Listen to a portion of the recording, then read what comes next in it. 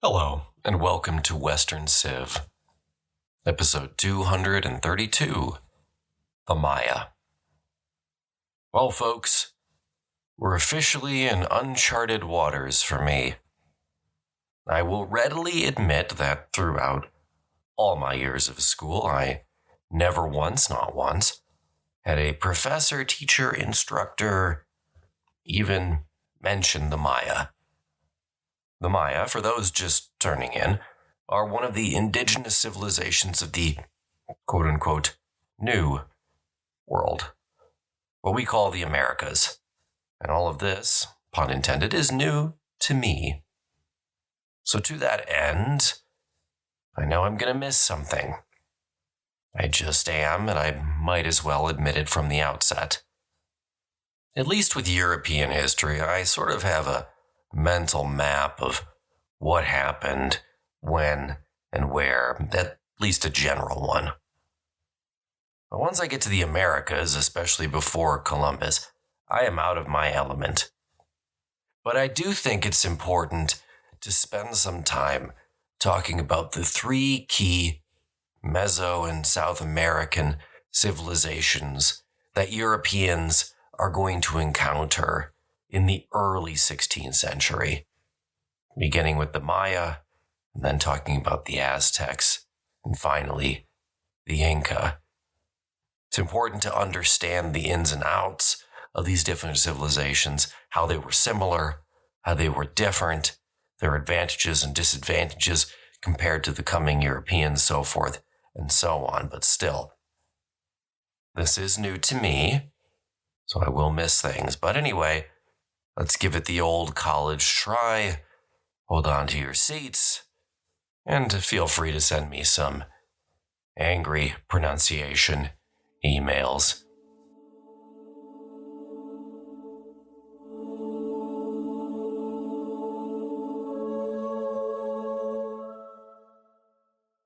Before we even begin to look at the history of the Maya, I want to talk for a moment about geography.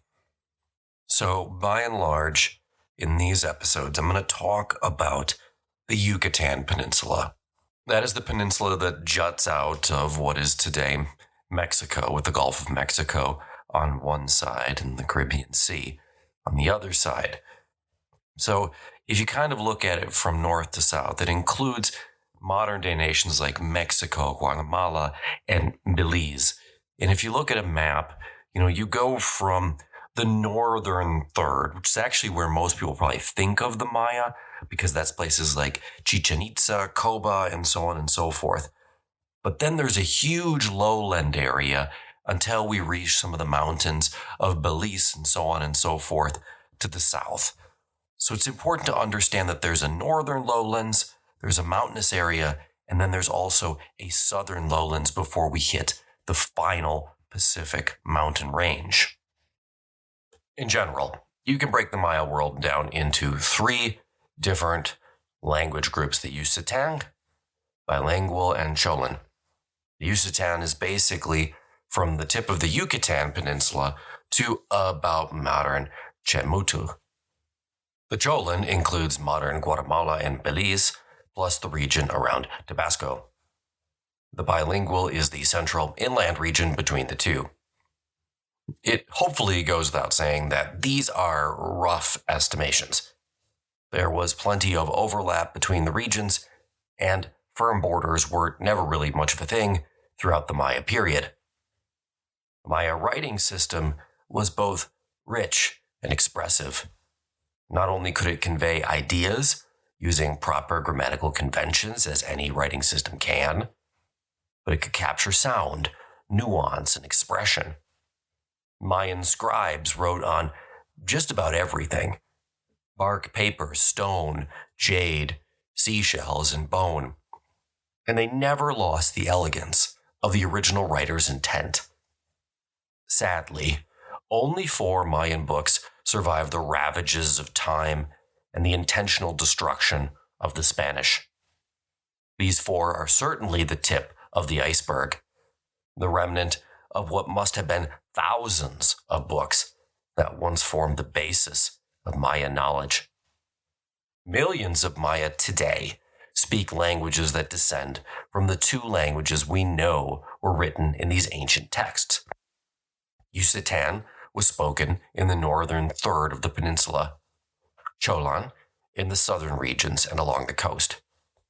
And then there were the bilingual speakers of the middle section, who would have had a tremendous advantage when it came to trade and cultural exchange. Thus, around 2/3-ish of the Yucatan Peninsula spoke the same language, and this cultural continuity made the flourishing of the Maya culture possible. Indeed, it allows us to speak of something like a common identity for the people that we call the Maya.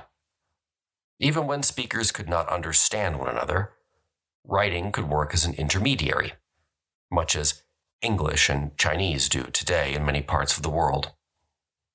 Writing could clear up ambiguities that language pronunciation might have created.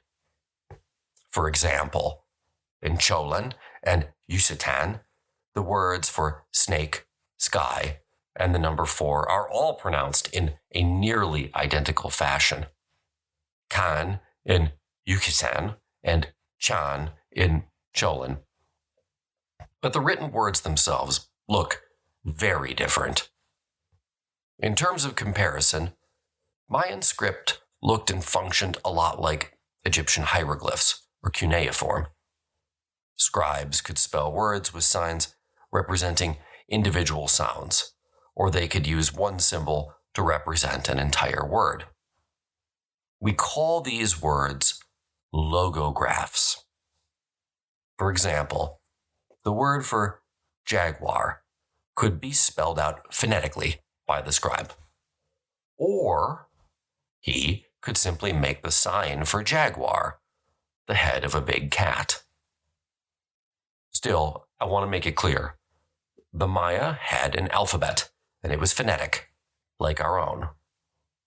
But Maya script went much further. Mayan scribes could use other kinds of characters, called semantic determinatives, to specify that a word should be read with a particular meaning or emphasis. The glyphs in all their various forms were combined together into phrases, sentences, and finally, larger texts. Maya inscriptions, the standard sentence, normally begin with the time of the action, followed by the action itself, the thing acted upon, what we call the object, and finally, the actor. Thus, Mayan sentences are mostly passive, much to the chagrin of the modern English teacher.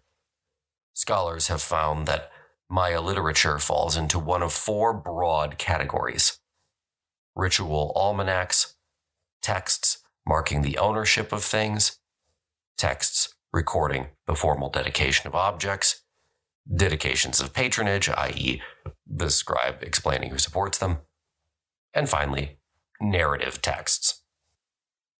It's important to note that all this surviving Maya writing constitutes not only history, but literature as well. Moreover, it's the only translated literature to have survived from the pre-Columbian world. Their writing was one of the most elegant scripts of all the ancient world and remarkably flexible. To the Maya, it wasn't only what was said, but how the scribe chose to say it. In other words, and to use a comparison I love, Mayan script was a lot like a Shakespearean play. Much depends on how the director chooses to display the content. The goal of this writing system was very different than from, say, like ancient Assyria. The goal was never mass communication. Few of the ancient Maya were literate. Mayan writing, like Egyptian hieroglyphs, was sacred. It had the capacity to capture the very order of the cosmos. Sadly, we have lost most of the things that the Maya wrote down. Essentially, we possess next to nothing written on perishable material, which was probably most of it. Now, looking historically for a moment, we can divide the larger time period that we call Mayan history into several subdivisions. First, we have what's called the early pre-classic period, from 1500 to 900 BCE, during which the Olmec civilization rose, the first great civilization in Mesoamerica. These people occupied the lowlands of southern Veracruz and parts of highland Guerrero. This is a modern Mexican state on the Pacific coast. The Olmecs were the first people to create an artistic style that united different ethnic groups throughout Mesoamerica into a single cultural system. By the next period, the Middle Pre-Classic, 900 to 300 BCE, Olmec imagery was used from Costa Rica to the Valley of Mexico.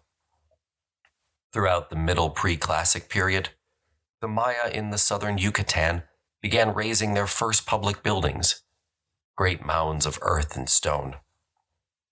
By the time of Christ, the first Mayan kings had begun to command kingdoms. In the Mayan lowlands, however, there was little political cohesion.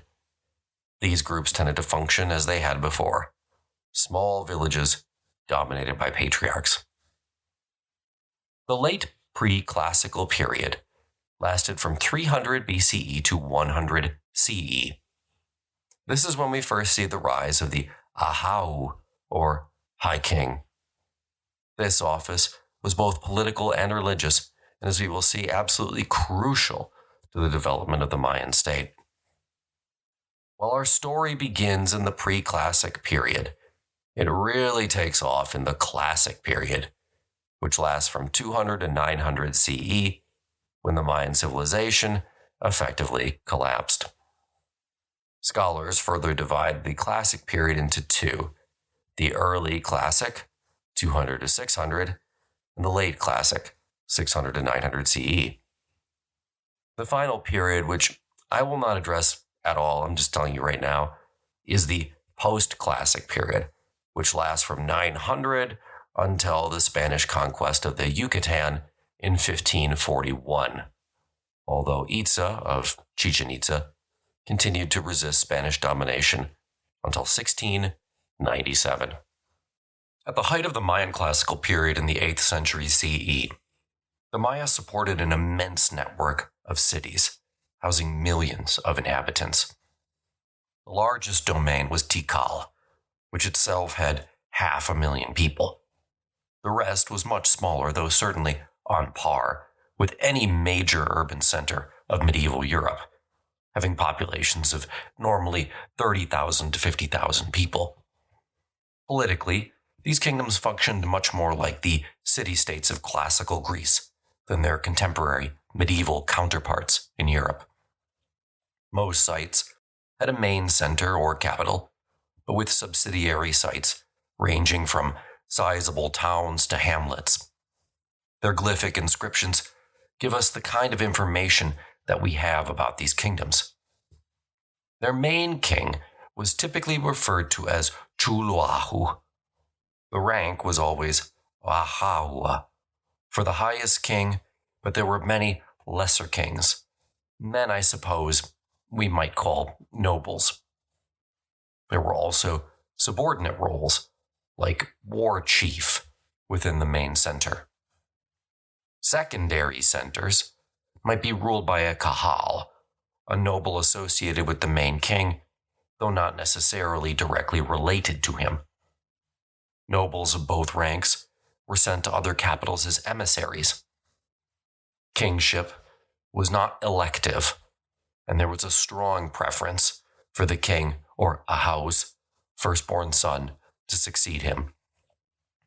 Nevertheless, just like when we're looking at any other civilization, there of course were many exceptions to this rule.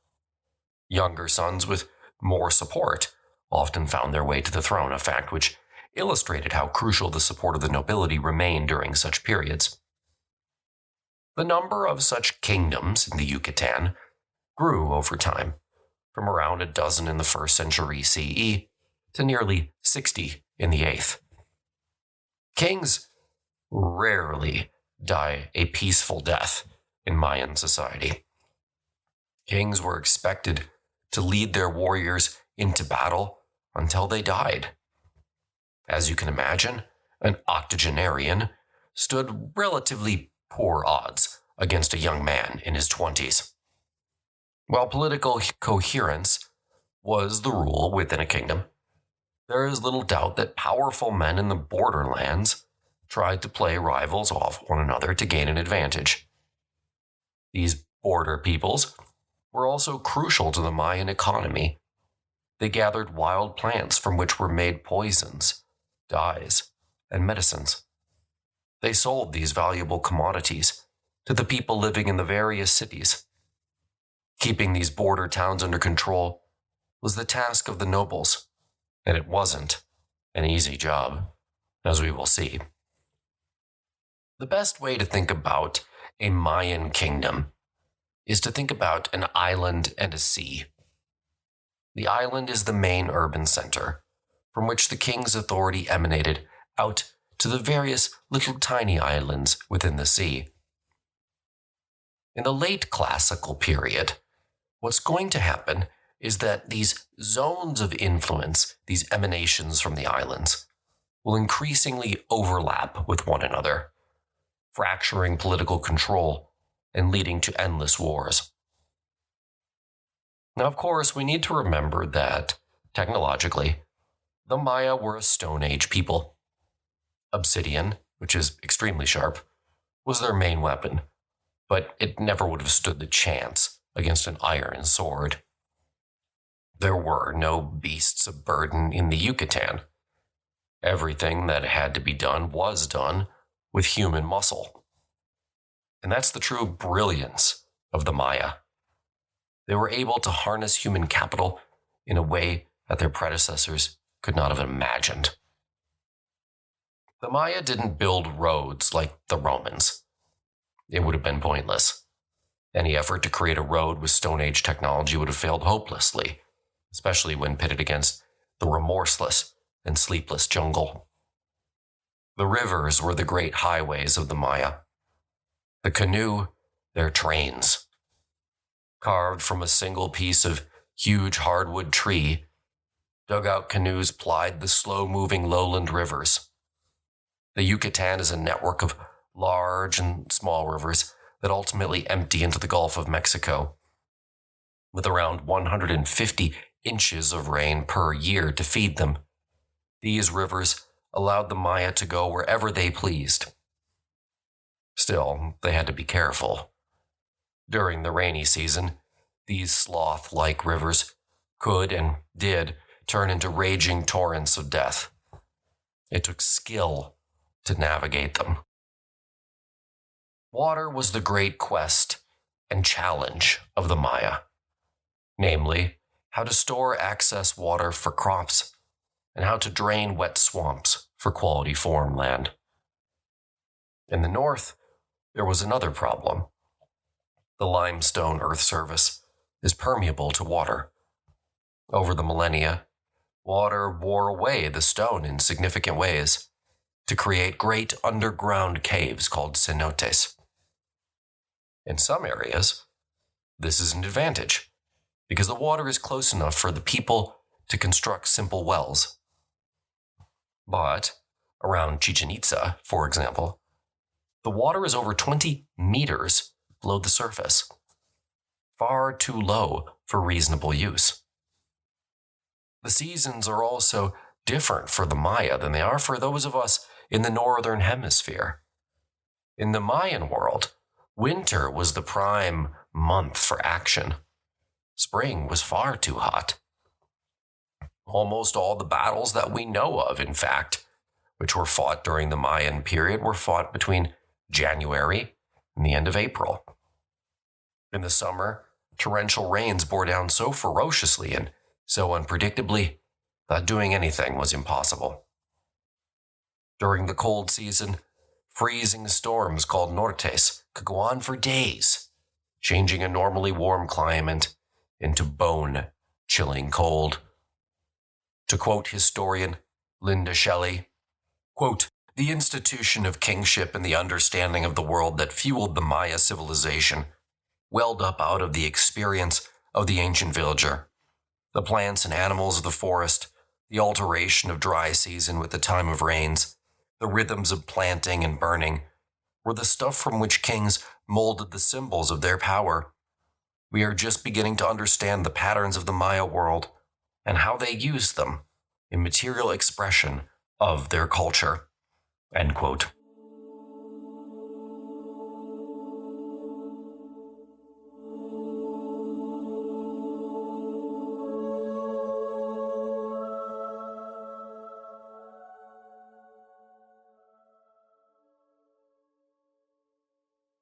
Before we turn to Mayan history proper, it is absolutely essential to understand the Mayan concept of space and time, because it will seem so alien to our own. To a large extent, this is because, to the Maya, time and space were much more nuanced. At its most basic level, the Maya lived in a world that defined the physical world as the material manifestation of the spiritual, and the spiritual as the essence of the material. Those two worlds, manifestation and essence, are very important because they're absolutely not equivalent. The spiritual world was the dominant power. If you are familiar with Plato's concept of images and truth, this will make more sense. The Maya conceived of our world as the way in which the spirit world interacted with us. Specifically, through nature and especially certain natural phenomena, i.e. caves, the spirit world made its desires clear. There were two complementary dimensions to our world. One was the world in which people simply lived out their lives. The other, and the one that was more important, was the world of the gods, the ancestors, and other supernatural beings. This manner of understanding the world is still true for many contemporary Maya. The two planes of existence were inextricably linked together. The actions of the spirit world absolutely influenced events and the outcome of those events in our world. That is why the Maya High King, or Ahau as he's known, was both priest and politician. To the Maya, dividing those two roles would have been unthinkable. Kings were, above all else, divine shamans. But the Maya world was much more complex than just the spirit world and the material world. The Maya world was made up of three distinct domains: the starry arc of heaven, the stony middle earth of this world, and then the dark waters of the underworld below. To an extent, it's kind of similar to the conception of Norse mythology for those familiar. Again, these were not separate and distinct dimensions. The Maya believed that all three were connected.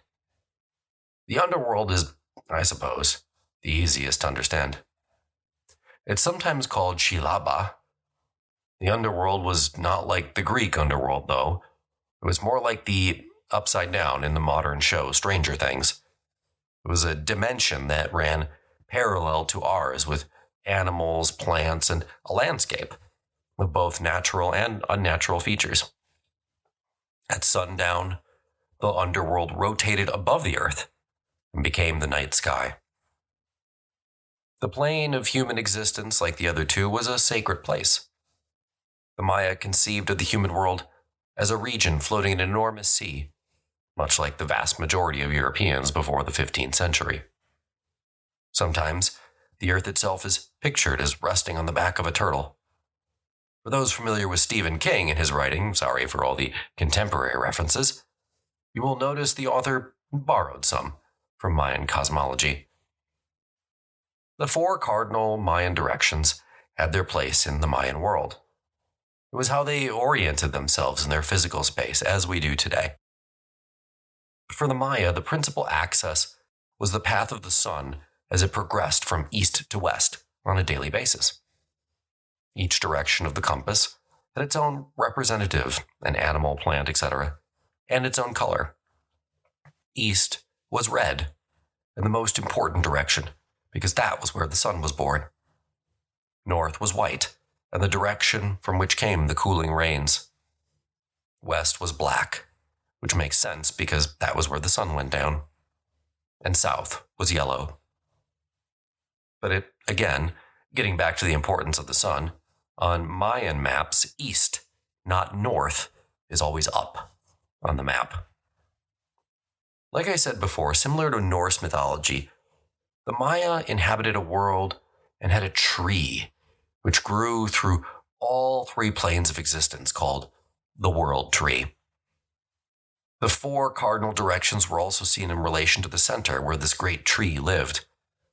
And the center of the map had its own color, blue. The trunk of this great world tree lived in our world, the branches in the heavens, and the roots in the underworld. Everything about the Mayan world was alive. It was imbued with a sacredness that was especially concentrated at specific points of power like caves and mountains. The world of human beings was connected to the other world through what they called the Wachan-Chan axis, which ran through the center of all existence. Crucially, this axis was physically present in the Ahau, or High King. It was the source of his spiritual power. The Ahau formed one key manifestation of this axis, and the world tree the other. Mountains were sacred to the Maya, hence the construction of large pyramids which were made to represent mountains. Inside the pyramid sat the portal, a representation of the cave and entrance to the underworld.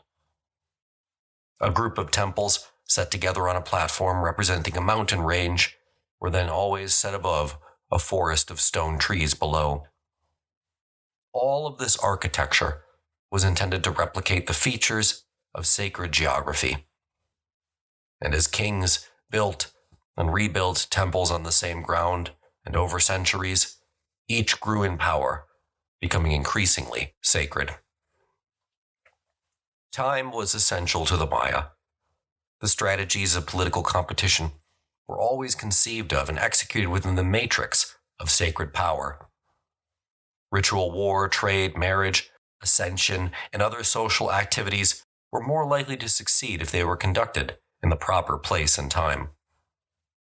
When the community became convinced that the Ahau no longer had the spiritual power of the other worlds, they simply walked away. People were under no obligation to follow a weak king that the gods had turned their backs on.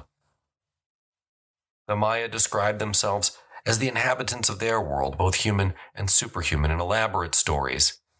These myths, like the stories from the Bible, explored both the nature of things and their relationship to one another. Sadly, because the Maya, like those in Europe, wrote on perishable paper, most of these initiation myths are lost to us. We know a few basics. For one, the hero in the Mayan vision did not overpower his enemies. He outwitted them. Tricks and strategy play a large role in these myths. Sacrifice is also essential. Indeed, resurrection and rebirth come only through sacrifice, especially death by decapitation. The Mayan world, like the medieval European one, was otherworldly in its nature, meaning both cultures tended to focus on the life beyond our material world. As we will see, the ball court was the one place in the Mayan world where all this played itself out. Life and death, victory and defeat, rebirth and triumph were all part of the Mayan ball game. Time for the Maya served several purposes. Of course, like European time, it was intended to put the passage of the day in order. Like us, of course, they named their days in different ways. While Europeans used a base 10 for their counting systems, based on their fingers, the Maya used the whole person. By including their toes, the Maya arrived at a base of 20 for their number system. Neither is objectively right or wrong. The calendar's fundamental unit was the whole day, night and day. They never bothered with any fractions of any days left over at the end of the year. They simply ignored them. These endless successions of time was given order by grouping days into just ever-repeating cycles, ranging from small to numbers that are just inconceivably large to us today. Many of these cycles came from the observation of the natural world. For example, like in other cultures, the cyclical movements of the moon, the planets, and constellations. Others derive from symmetries intrinsic to the numbers themselves. For example, just the numbers that come from counting in 20s. Other numbers, and their repetitions, were sacred and had magical properties.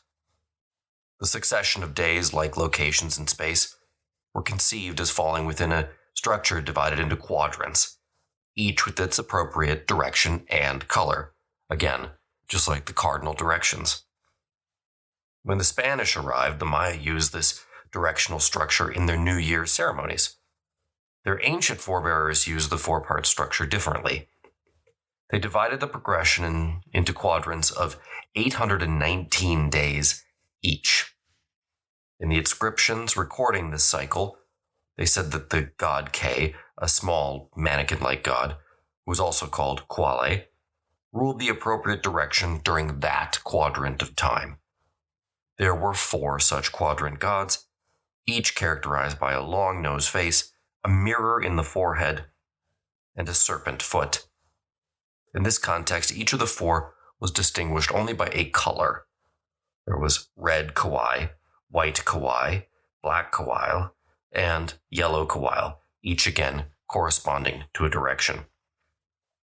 The exact reason for choosing 819 days, historians and archaeologists still don't really know. We know it's the result of a 7 times 9 times 13, and that all of those numbers are sacred to the Maya. But why choose that instead of something that breaks down in terms of a number 20?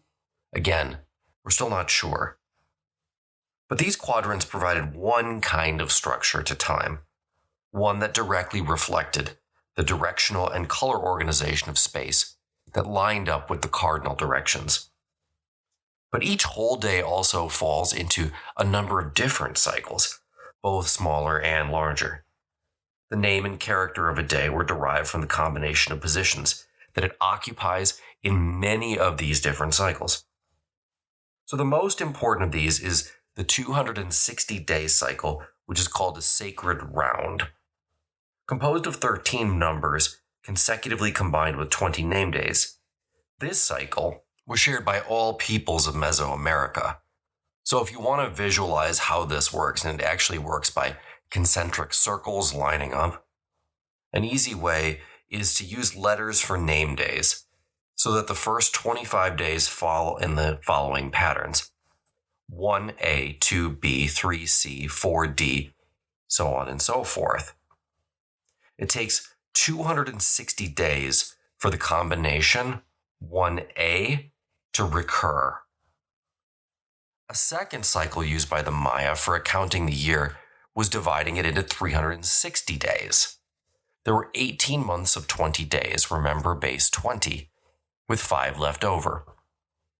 These 5 days were then their own short month called Ubaid, or the resting month of the year. Each of these months had their own, much like we do, names. Now days are different, as I said. A day is named based on a combination of its numerical position within the month and then the name of the month itself. For example, the 5th day of the month was called 5 Pop. The last day of every month is actually considered a sort of pre-game for the following month. As a result, it's given as 0.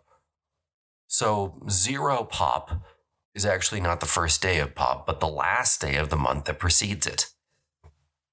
The famous 52-year cycle of the Mesoamerican calendar reflects the combination of the name of a day in the 260-day cycle plus its name in the 365-day cycle. For example, one day could read as follows: 4 Oahu 8 Kamuk. In the Mayan calendar, this 52-year cycle is called a calendar round. Now, as if this is all not enough, each day was also ruled by one of the 9 lords of the night, who succeeded each other in endless progression, just like our 7 days of the week.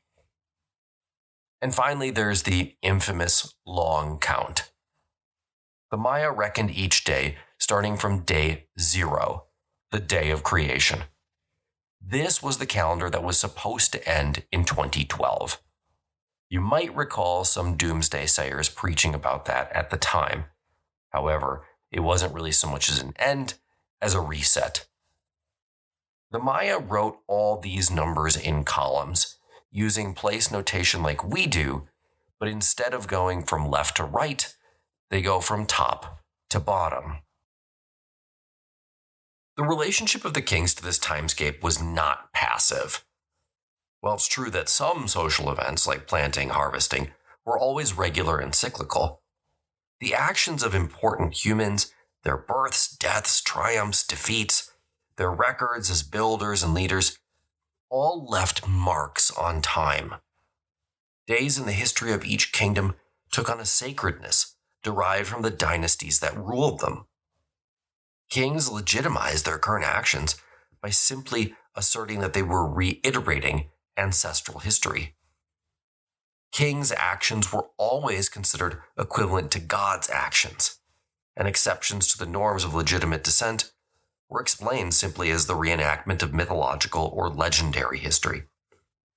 The Maya linked their actions to gods before, during, and after the present creation, and to the history of the first legendary civilization of their world, the Olmec. History to the Maya becomes a living, breathing thing. A history accumulated for each kingdom. Particular dates were remembered and celebrated for their local importance, much as different Independence Days are celebrated by different countries in North America.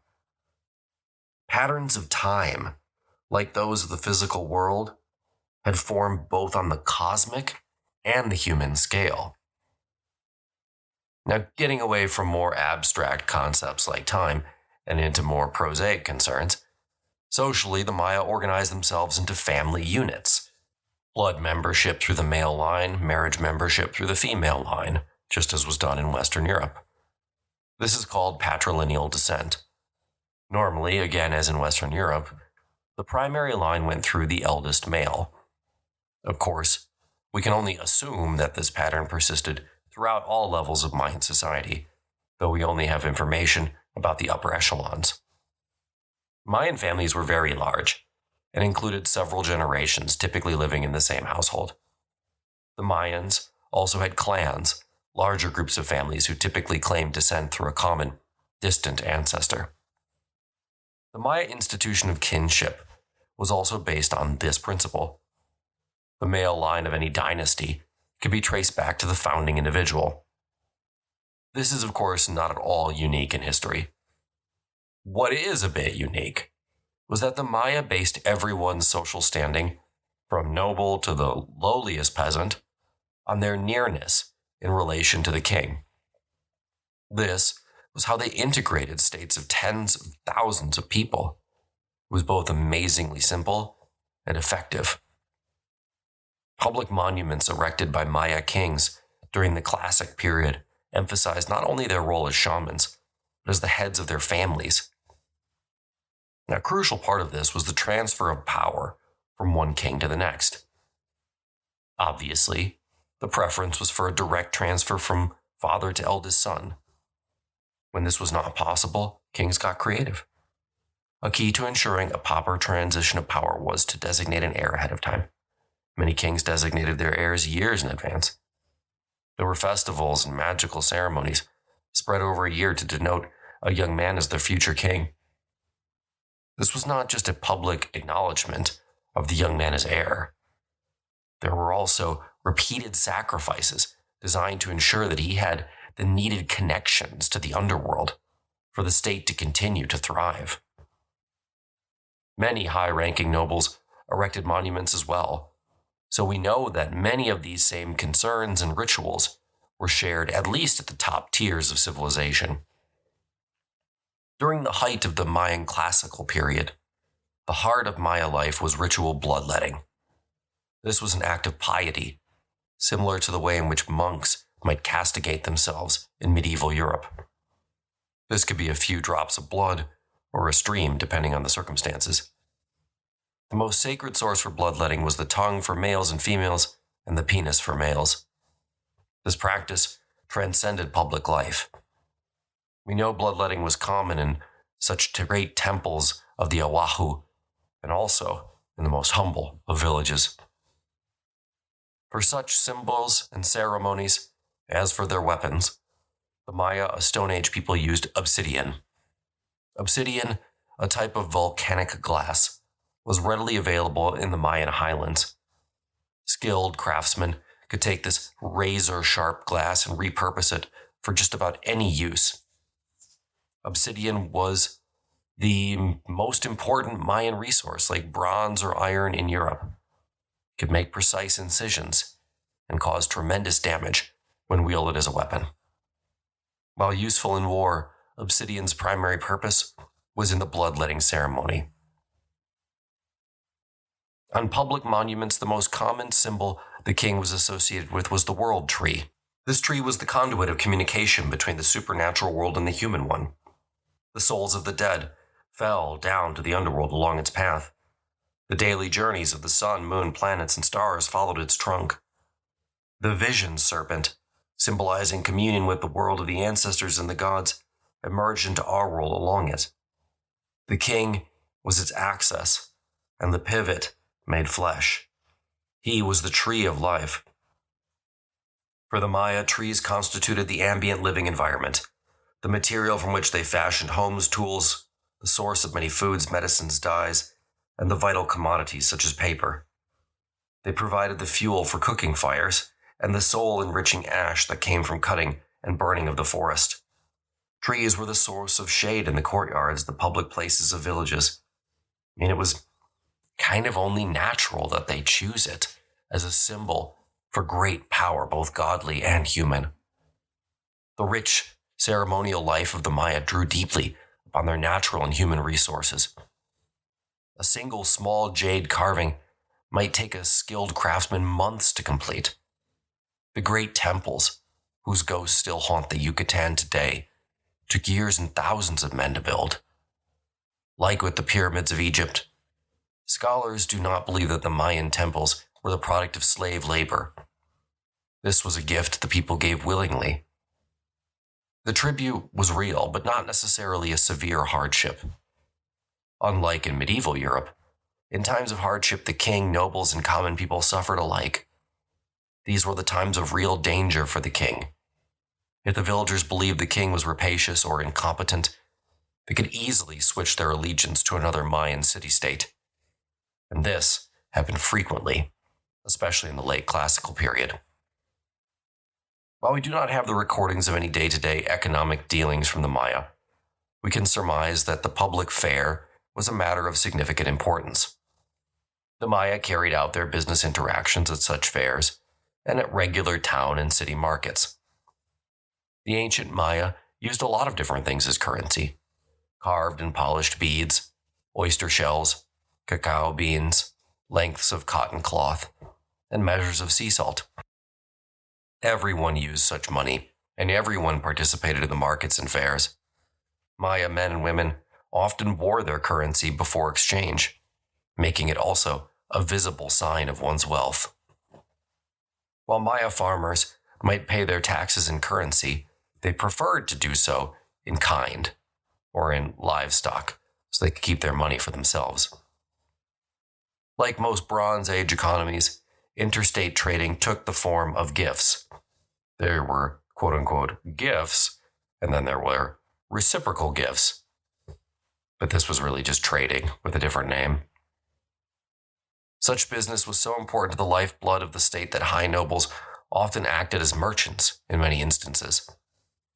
The currency that the Maya used, the jade, oyster shells, beads, etc., had value well beyond the Yucatan. Like all early modern societies, the Maya were overwhelmingly an agricultural people. The vast majority of the population was engaged in farming in some way. And here is where the king had to be an organizational genius. In the low-lying swamplands, land needed to be drained to be usable for agriculture. In these regions, much like in ancient Mesopotamia, One family simply couldn't manage one plot. The land needed canals to drain water, and those had to be maintained. Only through a sophisticated water management system could the crops flourish, and that was the king's job. The result was well worth the effort.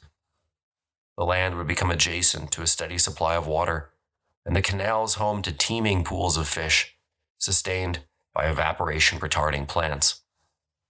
It was a difficult system to maintain, but one with an enormous upside. These plots could produce up to 3 crops per year. That's the kind of production even 18th century Europe would have killed for, and 1,000 years earlier. So important was such swamp and river edge agriculture to the Maya state that the kings even adopted the water lily as a primary metaphor for royal power. Every single aspect of the Mayan world was alive and had meaning.